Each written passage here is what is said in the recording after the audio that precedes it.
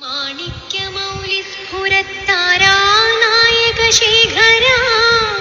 स्मितमुखी मापेन वक्षोरुहा पाणिभ्यामणिपूर्णरत्नचषकं रक्तोत्पलं बिभ्रति सौम्यां रत्नघटस्थरक्तचरणा ध्यायेत् परामम्बिका ध्यायेत् पद्मासनस्था विकसितवदनां पद्मपत्रायताक्षी हेमाभां पीतवस्त्रा करकलितलसद्धेम पद्माम्बराङ्गी सर्वालङ्कारयुक्ता सततमभयदा भक्तनम्रां भवानी श्रीविद्यां शान्तमूर्तिं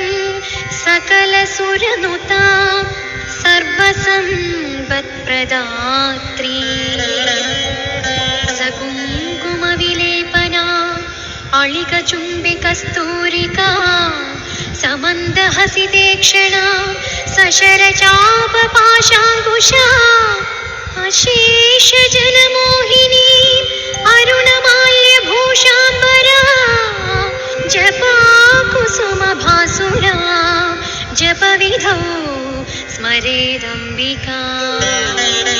अरुणां करुणातरङ्गिताक्षी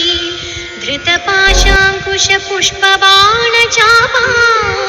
अणिमादिभिरावृता मयूखैः अहमित्येव विभावये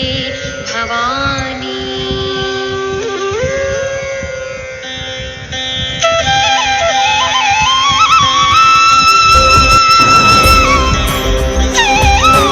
श्रीमाता